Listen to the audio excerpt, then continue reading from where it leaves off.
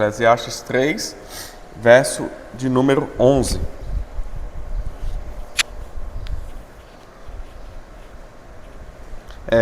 Vamos ler juntos?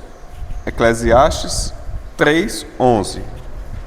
Tudo fez Deus formoso no seu devido tempo. Todos juntos. Também pôs a eternidade no coração do homem, sem que este possa descobrir as obras que Deus fez desde o princípio até o fim. Também, que ele diz, também pôs a eternidade no coração do homem. O estudo de hoje, nós estamos estudando antropologia bíblica, neste livro, do tema Feitos do Pó, Destinados à Glória. Então, é a pergunta que rege o mundo, a pergunta que rege todos os estudos. Quem somos nós, né? Quem sou eu? Essa pergunta é central na vida do ser humano. Quem é você? Para que eu estou na Terra? Qual a minha função? Qual o meu propósito nesse mundo? Então é isso que rege todo mundo. Em toda a face da Terra as pessoas vão se questionar isso. E isso é a base do estudo da filosofia, dentre outras matérias de estudo. Se você observar na antropologia, o homem é estudado e as definições e o propósito daquela sociedade é debatido. Por que aquela sociedade, como ela chegou àquele ponto, por que ela foi criada, o que é a religião, o que é o Estado. Então tudo isso nós temos que olhar mediante a Escritura. E nosso ponto de partida é a Escritura. Quando nós temos uma boa base bíblica para isso, nós começamos a arrumar confusão, encrenca. Onde? Nos meios acadêmicos. Eu quero entrar numa faculdade, eu estou no ensino médio, num bom ensino médio, eu estou numa boa faculdade, eu estou fazendo uma boa pós, eu estou fazendo um bom mestrado, eu estou fazendo um bom doutorado, você vai querer seguir essa carreira, você vai começar a debater questões que são centrais na sua vida, porque você segue a Escritura. Então, por exemplo, nós temos a Grace, que ela é bióloga, e aí se ela for querer bater de frente, dependendo da universidade que ela esteja, ela vai arrumar problemas, né? Às vezes reprovar uma matéria, às vezes...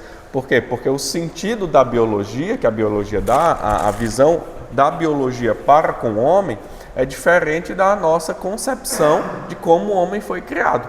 Dependendo do professor, que um aluno do terceiro ano, nós temos Manuel, nós temos Giovana, nós temos aí outros que estão entrando no ensino médio, eles vão se deparar com questões, até no Enem, que isso vai contra a sua fé.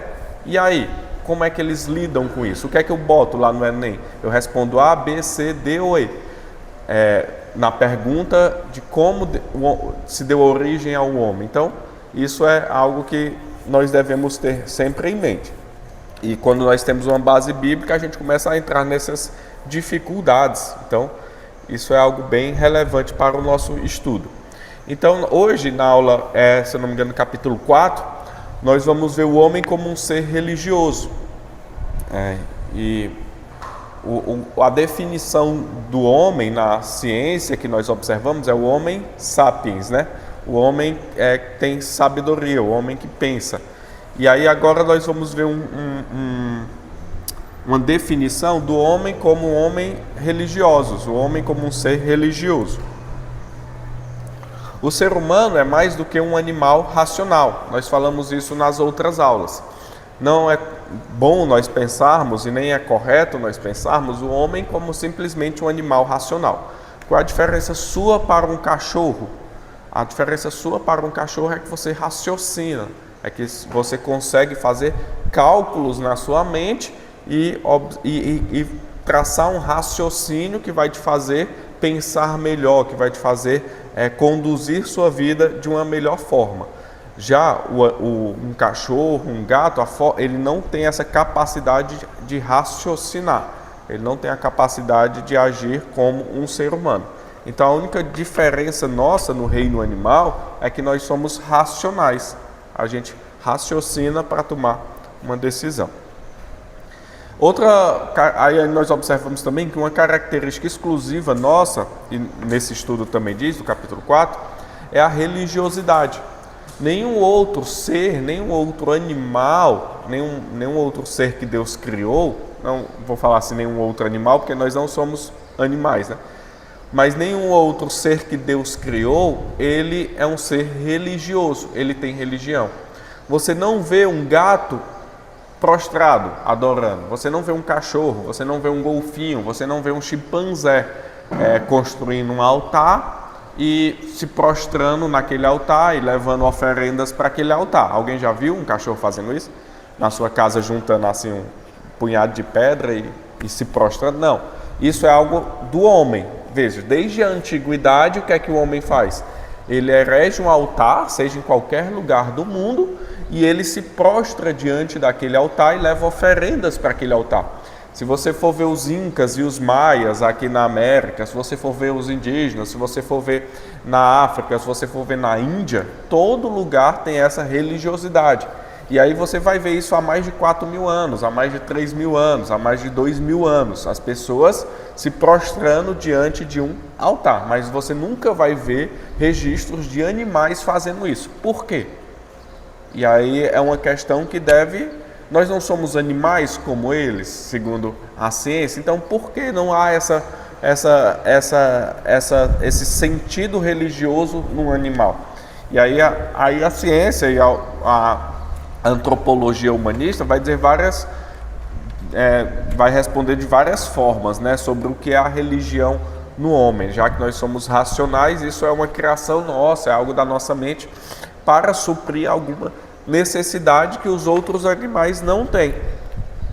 Isso é interessante para a gente, porque no nosso sentido bíblico, a religiosidade está dentro do homem, porque, como nós lemos em Eclesiastes, há um sentido de eterno dentro de nós. Tudo Deus fez formoso no seu devido tempo, também pôs a eternidade no coração do homem. Então, veja, a humanidade ela tenta ocupar seu coração com o eterno.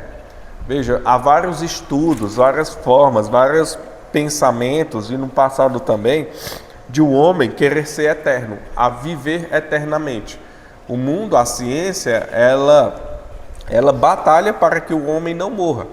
Hoje no mundo, eu vi uma matéria esses dias, eu acho que são 300. Hoje no mundo existem cerca de 300 pessoas congeladas, esperando a ciência chegar a um nível que elas possam ser descongeladas e retornar à vida. Então elas escolheram, antes de morrer, se congelar. Elas estão em cabines congeladas, igual filme, cerca de 300. Esperando chegar a uma época, dure 100, 200, 300, 400, 1.000 anos, que elas vão ser descongeladas e então voltem à vida. Por quê? Porque as pessoas querem essa eternidade, querem viver o eterno. E da onde vem isso? Da onde vem isso de eu querer viver eternamente? A gente vê livros, vê filmes, A Fonte da Juventude. Aí a gente vê filmes de fantasia, aquelas pessoas que absorvem a juventude da outra e querem viver eternamente. Da onde vem essa necessidade do homem de não envelhecer, de não morrer, de querer viver eternamente? Da onde vem isso, né? Então isso é uma questão que também roda o mundo, que tem aí mexido com as pessoas, que a Bíblia responde. Por que é que nós temos isso? A Bíblia vai dizer, porque Deus colocou no homem a eternidade. Por quê? Porque Deus é eterno. E quando Deus cria o homem, faz o homem sua imagem e semelhança, Ele comunica a eternidade com o homem. Por quê? Porque Deus é eterno e nós vamos viver eternamente. Vai ser falado no culto hoje à noite, um dos pontos é justamente esse. Jesus diz, eu sou a ressurreição e a vida. Isso é um sentido de continuidade. Veja, nós estamos já vivendo a nossa eternidade. Eu tenho 37 anos, eu já vivi 37 anos da minha eternidade. Eu só vou passar por um processo. Se Cristo voltar hoje, daqui a 20 anos, se eu estiver vivo, se Cristo voltasse hoje, nós não iríamos morrer. Nós só iríamos transcender, nós só iremos nos glorificar. Nós estaremos num corpo glorificado e daremos continuidade à nossa eternidade. Mas se nós morrermos, depois quando Cristo voltar, nosso corpo se reencontrará com nossa alma, Cristo nos ressuscitará e passaremos a viver nossa eternidade. Então veja, o homem não foi feito para morrer. Isso é interessante. A eternidade está dentro de nós. É algo que nós ansiamos. Até os ímpios. Então, só que um ímpio ele tenta achar em outras formas. E os crentes acham em Cristo Jesus essa eternidade. As tentativas filosóficas e ateias de descreverem a religião. Alguém pode abrir aí a revista? Ou me emprestar uma? Acabou ali. Pode me emprestar a sua? Eu trouxe aí? Ah, trouxe? Pode. Não, é a do aluno. Alguém tem a do aluno aí? Eu vou roubar a do Eduardo. Tem aqui. Então, a nossa revistinha, no capítulo 4, ela vai demonstrar que alguns pensadores, ele demonstra esses três, Feuerbach, Marx e Freud. Esses dois últimos nomes são mais conhecidos, né? Marx, que é o pai do marxismo, né? O pessoal de extrema esquerda, Freud, esse de baixo. Aqui não está dando para... Feuerbach, Marx, do meio, e Freud. Então eles são três nomes filosóficos que eles conduzem o pensamento humanista. O pensamento que tira a religião de lado e coloca o homem como um ser racional, um animal racional que vem evoluindo. É interessante por quê? Porque a religião, se você for ver, por exemplo, tá filmando, não vou falar. Há pensamentos de algumas pessoas que elas veem a religião como fruto da nossa racionalidade por uma necessidade. Então, por que existe o cristianismo? Alguns motivos, dentre eles, domínio do povo. Você domina o povo pela religião. Então, o sistema, o Estado cria a religião para dominar o povo. Por uma necessidade do povo, aí vem aquela frase, a religião é o ópio do povo, o povo necessita, então é a droga que o povo necessita, então eu dou religião ao povo. E por conforto, eu crio a religião porque nós estamos necessitando de algo que nos conforte. Então eu passei por algo ruim, eu passei por uma perca, então eu começo a criar um sentimento dentro de mim que aquela pessoa não parou de existir, entendeu? Para eles a pessoa morreu, não tem nada, nem depois, morreu. Então eu tenho um sentimento para com meu filho, ele morreu e eu crio uma realidade ao qual eu me encontrarei com ele depois, porque ele é um ente amado meu. Então a religião é algo que o homem cria por várias necessidades, entre elas essas: domínio, conforto, dar ao povo ali uma espécie de droga para que o povo se conforte, né, se sinta bem. Então, esse é um dos pensamentos dele. Se nós observarmos, no meu estava marcadinho, deixa eu ver só se eu acho aqui.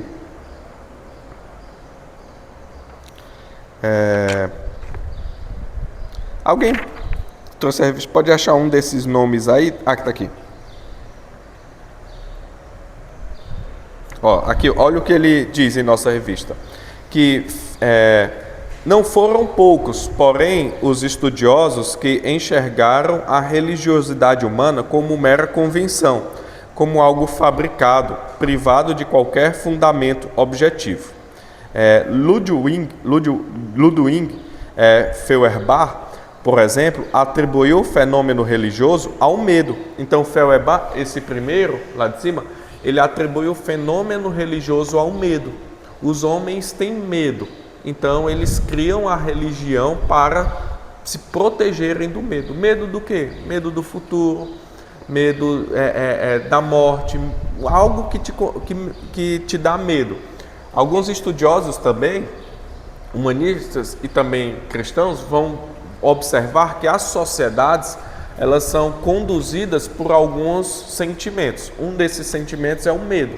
Há sociedades que são conduzidas por esse medo, e esse medo faz a gente criar uma religião. Isso é interessante. Por exemplo, Muitas das sociedades asiáticas, elas são conduzidas pelo medo. Medo medo da perca, medo do fracasso, medo. Então, por que eu estudo? Por causa do medo. Por que é que eu honro? Por causa do medo. Então, esse medo me faz criar uma religião. Nós não estamos falando aqui do cristianismo, nós estamos falando do homem como um ser religioso, seja qualquer religião. Então, para Feuerbach, a religião vem por causa do medo no homem. Enquanto Marx e Freud atribuem a opressão e a sublimação dos instintos. Então, eles colocam a religião como uma atribuição à opressão e à sublimação dos instintos. É interessante que, por exemplo, alguns deles vão defender essa questão como mais severa, como a religião como uma opressão. Então, o que é que nós estamos fazendo aqui? Nós como religiosos, estamos oprimindo o povo, deixando para o povo não ser livre. Quando eu chego para um jovem e falo assim, para um dos nossos adolescentes, se guarde, porque isso você ter relações antes do casamento é contrário à vontade de Deus. O que é que eu estou fazendo? Estou oprimindo. Porque quem disse que um adolescente tem que se guardar? Se você for ver, estou falando como eles, isso é uma construção social. Porque Maria teve relação com 14, 15 anos. Maria, mãe de Jesus. Ela teve Jesus com 15 anos, mais ou menos. Então, essa questão de pedofilia, essa questão de se guardar, é uma questão e uma criação social. Aí vão ter os extremos, que aí eles dizem, por que a pedofilia é errada? Entendeu? Porque eles observam o ser humano e eles entendem como uma evolução social. Eu tinha amigos na faculdade, lá em Fortaleza, de Ciências da Computação, tinha um amigo, né, que ele era extremo assim. Por exemplo, ele defende, ele anula todo pensamento, ele coloca como todo pensamento válido. Até um desses caras do YouTube, ele teve que sair do Brasil porque ele também defendia meio que isso. Todo pensamento é válido. Como assim todo pensamento é válido? Se eu defendo o nazismo, eu tenho o direito de defender o nazismo. Por quê? Porque é a minha forma de pensamento difere da sua, mas quem disse o que é certo e o que é errado? Entendeu? Para mim, pode ser certo. Para você, pode ser errado. Mas eu tenho o direito de defender meu ponto de vista. Entendeu? E aí você vai em sociedades no mundo, por exemplo, algumas sociedades indígenas, que quando nasceram gêmeos, um deles era enterrado vivo. Então, isso é certo ou é errado? A antropologia vai defender o humanismo que nós não podemos nos meter, porque aquilo é algo cultural e social daquela comunidade, entendeu? Então, você não pode se meter. Se nasceu alguém com alguma deficiência, aquela vai ser morta. Por quê? Porque é algo social daquela comunidade. Aí vem a Bíblia e diz o quê? Não matarás. Por quê? Porque o homem foi criado em imagem e semelhança de Deus. Aí os cristãos aparecem naquele primeiro século, no primeiro momento, e começam a o quê? Olhar para as pessoas excluídas da sociedade. E aí então, por quê? Pelo entendimento que todo homem é feito em imagem e semelhança de Deus. Não importa se nasceu com alguma deficiência, não importa se nasceu com alguma deficiência cognitiva, aquela pessoa é imagem e semelhança de Deus e nós temos que cuidar dela. E aí entra a questão do não matarás. Nós estamos estudando os 10 mandamentos às quartas-feiras e nós vamos ver o que significa. Já vimos um pouco, mas o que significa de fato esse não matar, né? Então veja como muda, né? Para os filósofos não cristãos e ateus, eles falam que a religião é algo que o povo necessita e é dado por vários motivos, né? Criado da mente da pessoa. E para nós, a religião é algo que vem de dentro do homem. Por quê? Porque o homem tem uma ligação com Deus. A Bíblia demonstra que Deus colocou a eternidade no coração do homem. Então isso é que o homem busca, eu já falei isso. Sensus divinatis e semen religiones. Isso são dois termos desenvolvidos por Calvino nas suas Institutas, no capítulo 1. Vai ter aí no nosso livrinho. O senso de divino, o senso de uma divindade é algo inato do homem, é algo de dentro do homem. Então, todo ser humano tem um senso de divindade dentro dele. Como é que a gente sabe disso? Porque você não encontra uma sociedade, por mais distante que ela seja no mundo, que ela não tenha um senso de divindade dentro dela. Há um pouco mais de 1500 anos, os portugueses chegaram no Brasil. E eles chegaram vindos da Europa, e quando chegaram aqui, os indígenas eles tinham um senso de divindade. Alguns adoravam o rio, outros adoravam o sol, a lua, os espíritos da floresta e outras coisas dessa forma. Eles tinham um senso, isso é encontrado nas cartas dos descobridores, dos portugueses que vieram, né? Então eles tinham um senso de algo maior. E quem colocou esse senso dentro deles? Entendeu?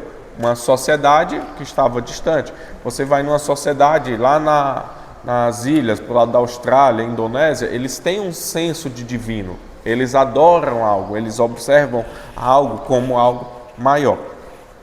E esse sêmen religioso. Sêmen é a palavra que nós usamos, né? Sêmen como semente, vem de semente. Então, o sêmen é semente, é uma semente lançada, né? E uma semente dentro do homem, religiosa.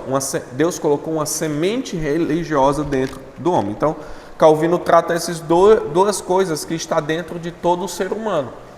Um senso de divindade e uma semente religiosa. Então, Calvino ele vai traçar uma linha dessas duas, colocando que há uma consciência natural de Deus dentro de todas as pessoas. Todo mundo possui um senso de divindade e a religiosidade é universal. Então você vê na Índia a religiosidade. Se você for ver naquela região onde é Israel e você for ler na Bíblia, você vai ver que os povos vizinhos eles adoravam outras entidades. Então todo mundo tem um senso de divino, um senso de divindade. As pessoas adoram algo. E aí essa religiosidade é universal. Vamos abrir lá em Romanos. A gente já leu esse texto, mas vamos ler de novo, semana passada.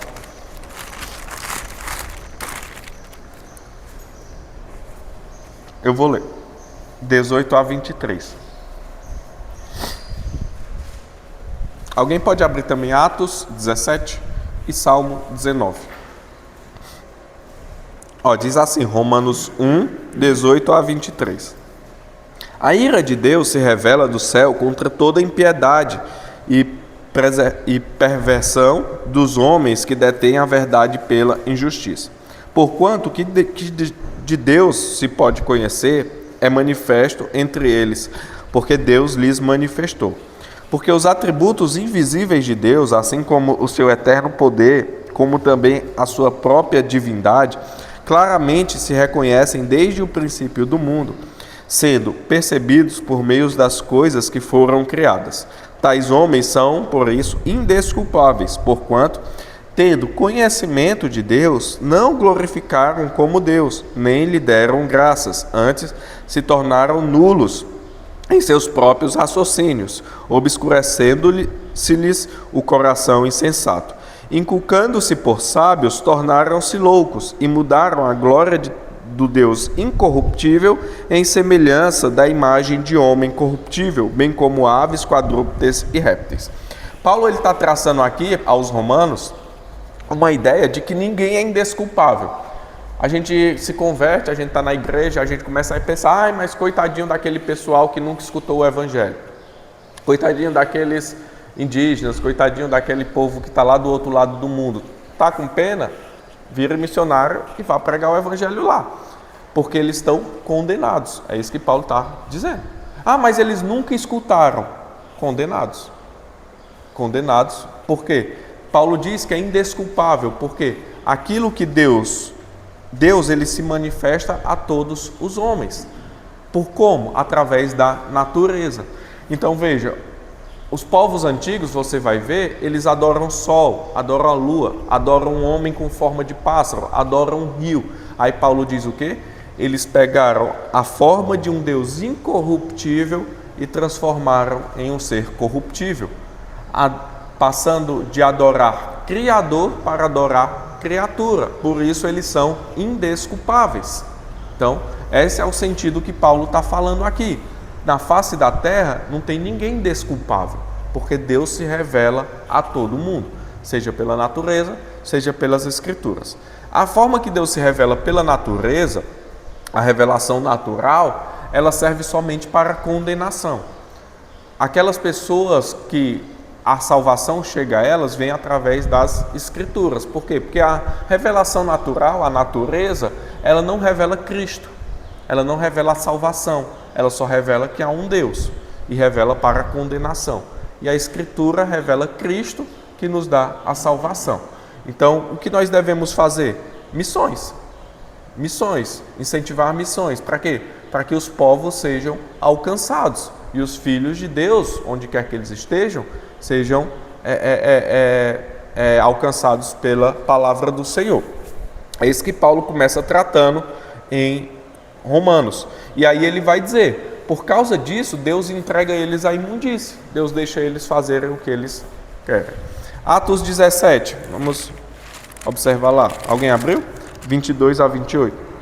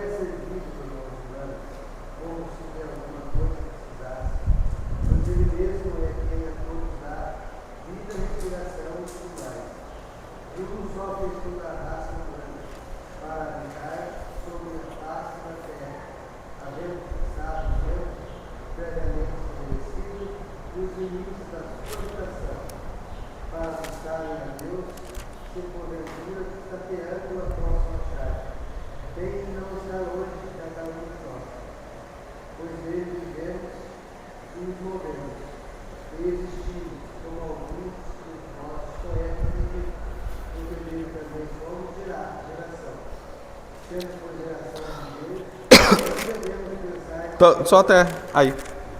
Tá bom, Ó, veja como ele começa no verso 22. Em tudo vos vejo acentuadamente religiosos.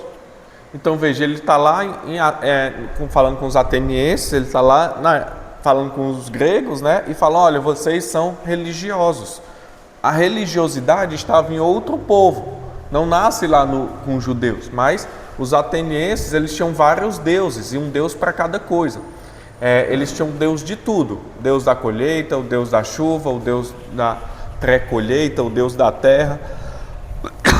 E aí esse altar para o Deus desconhecido era o que? Se eles esquecessem algum Deus, eles faziam oferendas para aquele, porque podia ser que eles não estivessem adorando um Deus que existisse. Então tinha Deus para tudo, que a gente chamou de padroeiro, tem padroeiro para tudo. Então ele diz, olha, é esse Deus desconhecido que eu vou anunciar a vocês. É um Deus que vocês não conhecem. E ele vai tratar os atenienses como pessoas religiosas. A religião está dentro deles, mas eles estão adorando, eles estão centrando aquela religiosidade na pessoa errada. Em vez de adorar o Deus que criou todas as coisas, eles estão adorando o que Deus criou. Entendeu? Então Paulo, ele vai tratando isso. E lá no Salmo 19... também traz.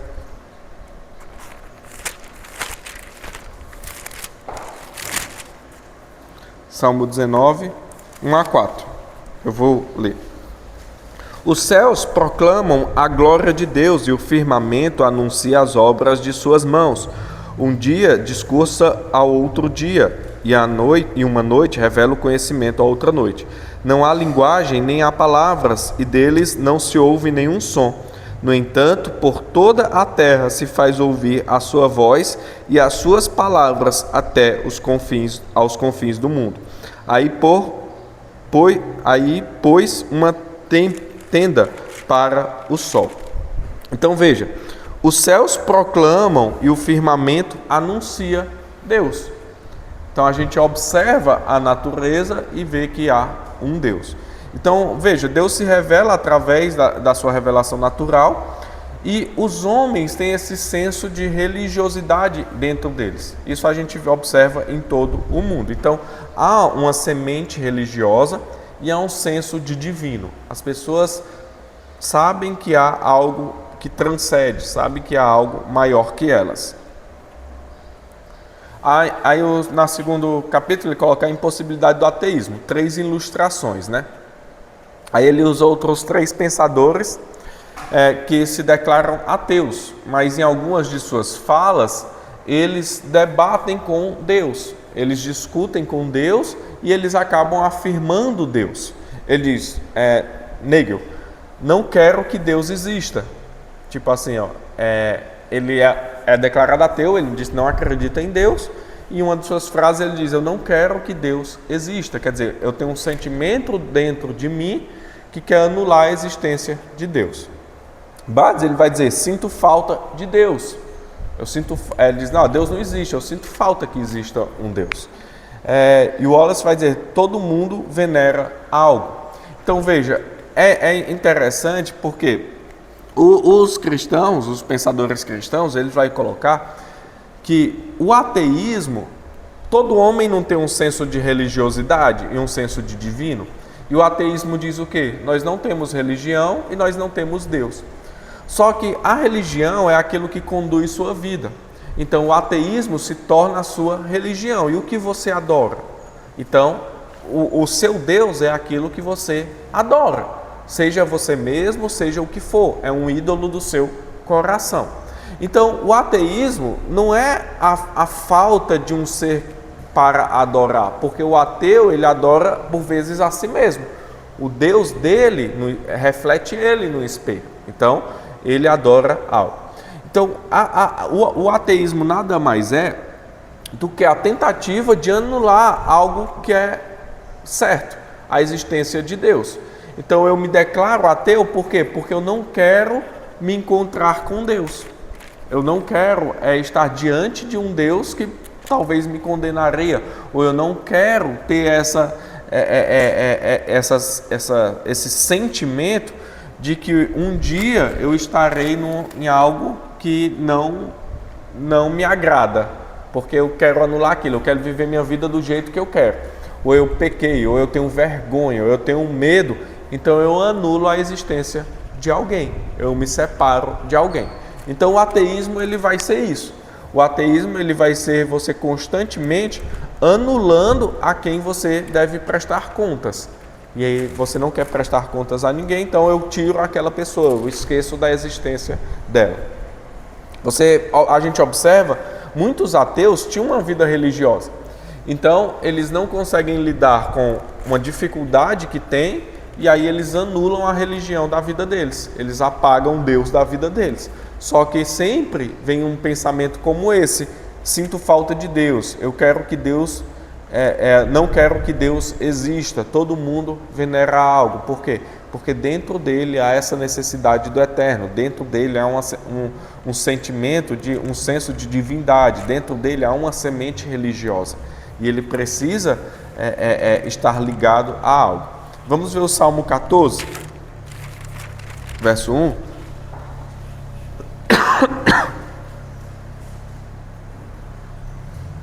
Alguém pode ler?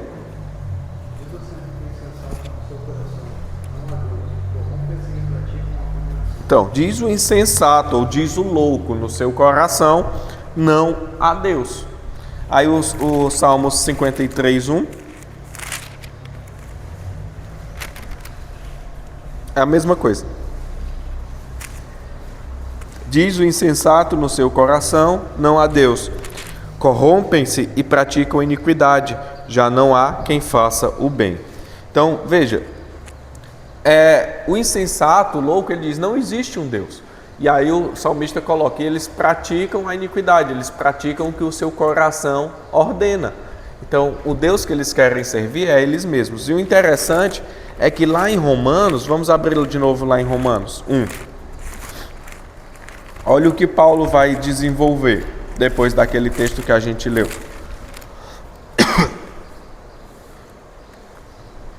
Alguém pode ler o 25 e o 26, por favor? Romanos 1, 25 e 26. É a continuidade do que a gente já leu, né? O Salmo vai dizer que o insensato, o louco, diz: não há Deus, e praticam iniquidade. Aí Paulo, trabalhando nesse mesmo sentido, em Romanos 1, 25 e 26.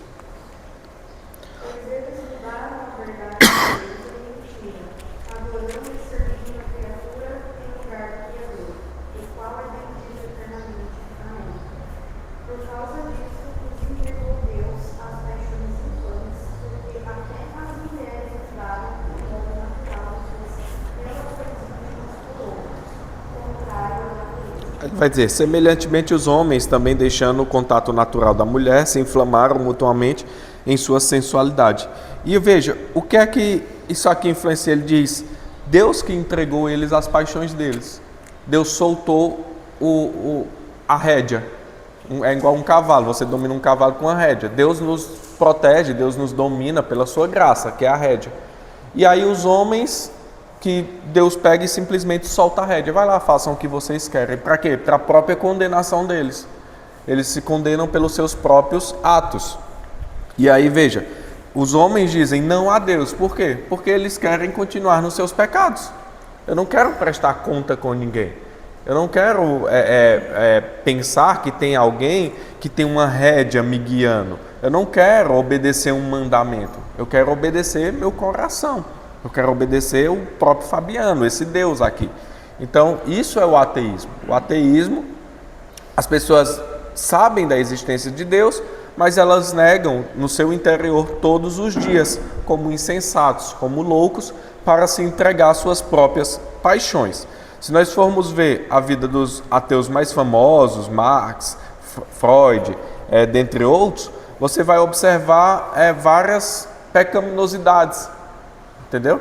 Então, para eles, é mais fácil eles defender a inexistência de Deus para não prestar conta daquilo que eles não conseguiam vencer. A religiosidade do homem como expressão da imagem de Deus. Então, o homem, ele foi criado à imagem de Deus, nós observamos isso nas outras aulas, imagem e semelhança de Deus. E essa religiosidade, ela expressa Deus no mundo. Então, nossa religiosidade, ela reflete ao nosso Senhor. O que nós fazemos, o que nós somos, como nós vivemos, revela o caráter de Deus e o caráter de Cristo. Revela o caráter do Senhor. Por quê? Porque nós vivemos segundo as suas ordenanças. Nós vivemos segundo o nosso Senhor. A religiosidade no mundo, ela revela o Deus que aquela pessoa serve. Se eu sou ateu e eu vivo de uma certa maneira, eu sei qual Deus aquela pessoa serve pela forma que ela vive, seja o ídolo que tiver no coração dela. Se você for na Índia, você vai ver o que as pessoas fazem reflete o Deus que elas servem. Então, a gente observa isso em todas as religiões. O homem, ele foi feito para se relacionar com Deus. Ele foi feito para ter um relacionamento íntimo com Deus. E a Escritura trata isso por diversas vezes e em diversos pontos. Nós somos instruídos a orar, nós somos instruídos a nos santificar, nós somos instruídos a ter relação com o Espírito Santo, nós somos instruídos a ter relação com a palavra de Deus. Por quê? Porque nós servimos um Deus relacionável. Diferente de outros falsos deuses, que eles não têm relação com o seu povo. Eles são o Senhor e o povo é simplesmente um servo que entrega ali em suas mãos. Nosso Deus não. Nosso Deus é aquele que nos chama por filhos e quer se relacionar intimamente conosco. Vamos abrir lá em João 17, 24.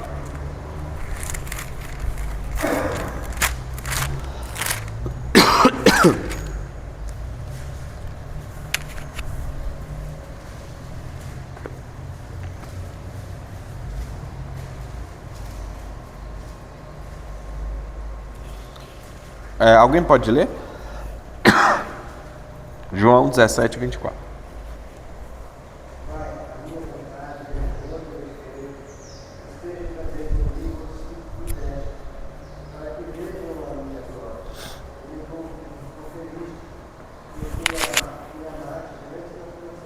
Então, a gente observa um relacionamento de Deus, a Trindade, e esse ponto de amor demonstrado na pessoa de Deus.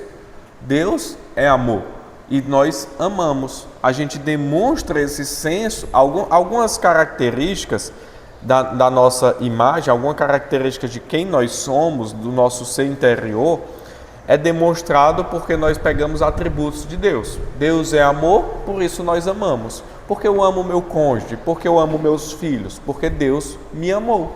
Então eu sei o que é amor. E quem não conhece a Deus e ama? Deus comunica com ímpios e com crentes.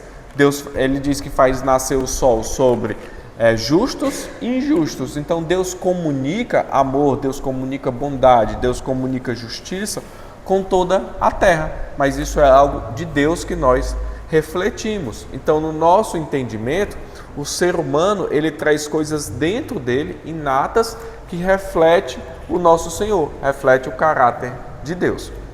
É interessante isso também, por quê? Porque para alguns pensadores, eles vão dizer assim, o homem é criado como uma tábula rasa. O homem é criado vazio, um bebê nasce vazio. E aí a sociedade vai instruindo aquele bebê para o bem ou para o mal. Isso é o pensamento fora do cristianismo, né? E aí há vários pensamentos. Uns vão dizer, a pessoa nasce boa. Outros vão dizer, a pessoa nasce ruim. Outros vão dizer, a pessoa nasce nem boa nem ruim. Nasce vazio, e aí a sociedade, o pai e a mãe primeiro, depois seus vizinhos, depois a comunidade vai tornando aquela pessoa boa ou ruim. Então, para alguns pensadores não cristãos, nós não nascemos com coisas inatas dentro da gente. Tudo é instinto e é ensinado. Por exemplo, como é que um bebê mama? Para nós é um pensamento inato. É algo que Deus dá, que ele sabe que necessita daquilo, e o corpo da mulher sabe que necessita produzir aquilo, e produz no tempo certo, e produz da forma certa, e produz a quantidade certa, e produz no começo mais forte, depois vai ficando mais fraco. Então, o entendimento que tem ali é de algo superior, que não é o acaso. Mas para eles não, para eles tudo é o acaso, tudo é o instinto. Para nós, o homem nasce mal, e nós vamos instruindo no caminho do Senhor, nós vamos instruindo a bondade. Se nascessem 100 bebês e eles fossem deixados sem instrução, fossem sendo somente criados assim, alimentados, eles tenderiam para o mal, até se o Espírito Santo não os tocasse, se Deus não os conduzisse. Então o homem não nasce como uma tábula rasa, o homem não nasce assim como um papel em branco e a sociedade vai escrevendo. Um contraponto desse pensamento, que diz que o homem nasce bom e a sociedade o corrompe, e quem corrompeu a sociedade?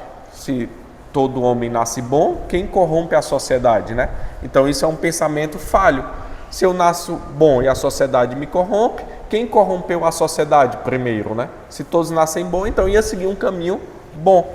Mas depois da queda, nosso entendimento é que todo mundo nasce com tendências para o mal. Nosso coração tende para o errado, nosso coração tende para a carne. Vamos abrir alguns textos.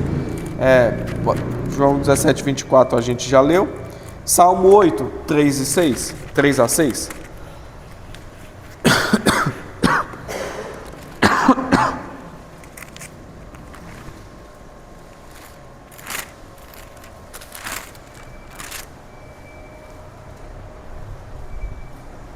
Alguém pode ler, por favor?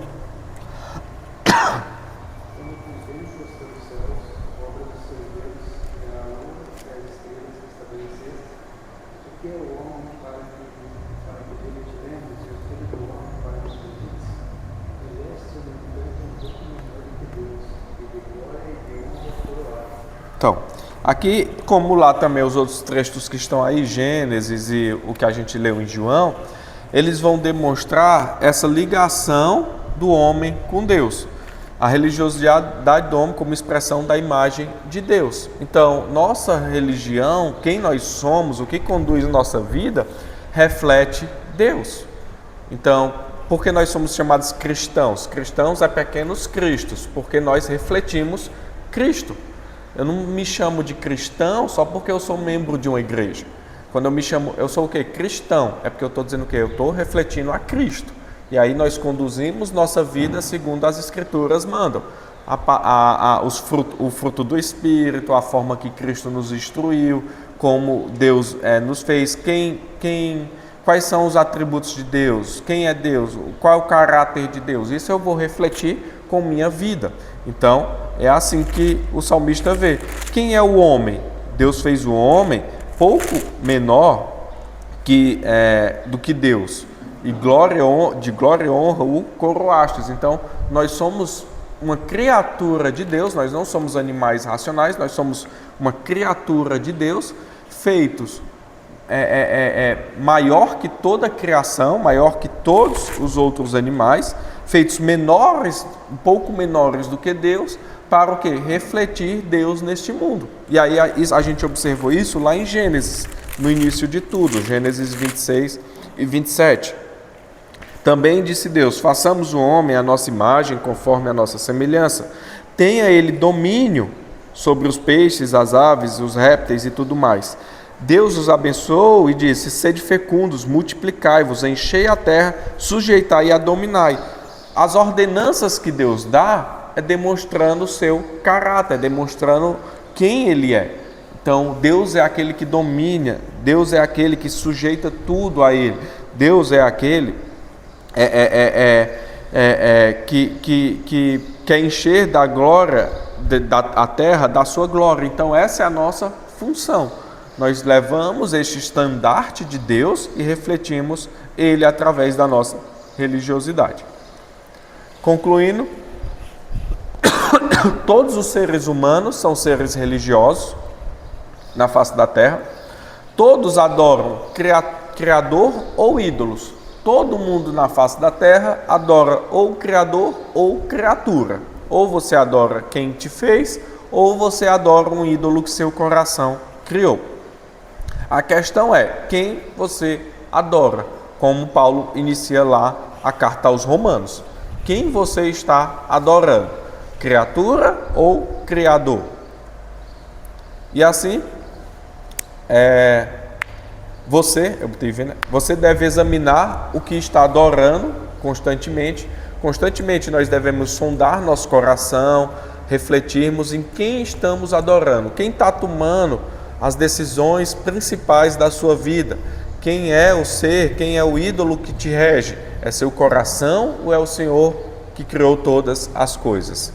Nós temos que também pensar, há ídolos no meu coração? O que é um ídolo? Aquilo que tira o local de Deus, a centralidade de Deus na nossa vida. Nós passamos a adorar outra coisa e vamos deixando a centralidade de Deus de lado.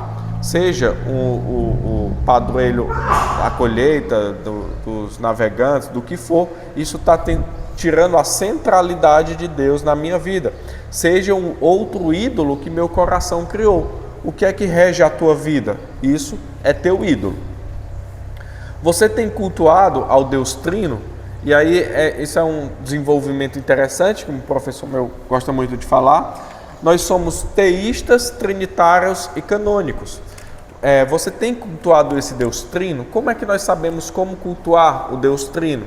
Através das Escrituras. Nós somos teístas, nós acreditamos em um Deus que são três, então teísmo, trinitário e canônico. Por quê? Quem descreve o Deus que nós servimos é a Escritura e como servimos.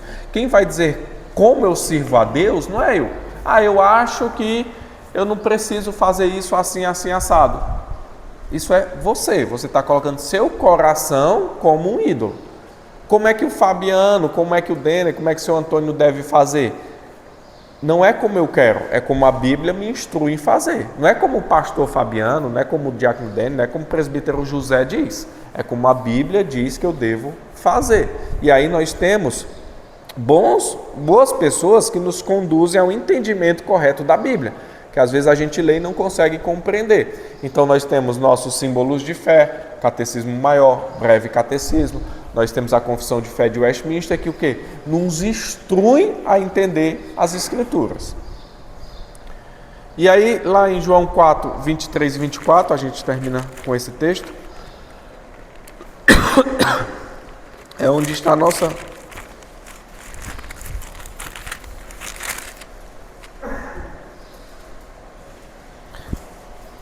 diz assim: mas vem a hora, e já chegou, em que os verdadeiros adoradores adorarão o Pai em espírito e em verdade, porque são estes o que procura para seus adoradores.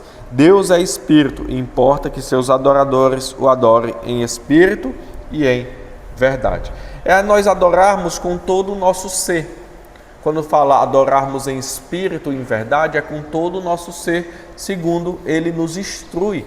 Então, quando nós falamos de religiosidade, quando nós falamos do Deus que servimos, nós temos sempre que pensar nesses 3 palavrinhas. Nós somos teístas, trinitários e canônicos. Então, o que é que vai instruir minha religiosidade? A Bíblia. Não é tradição, não é uma pessoa, não é meu coração. A Bíblia diz que o enganoso é o coração. Então não vou ser instruído pelo meu coração, eu não vou escutar a voz do meu coração, eu vou escutar a voz da Escritura. E assim é a forma que eu vou conduzir minha vida e glorificar a Deus através dela. Tudo bem? O texto que nós iremos ler é esse, João 4, 23 e 24. Alguma dúvida ou contribuição?